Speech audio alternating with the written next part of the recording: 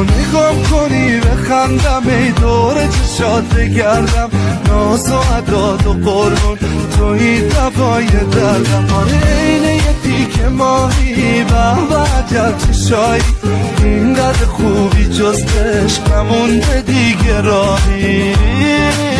اینقدر ناز نکن دلبری آشا، اینقدر ناز نکن طرز نگاشو، اون صورت ماشو، اون خندیدناشو، اون قد و بالاشو.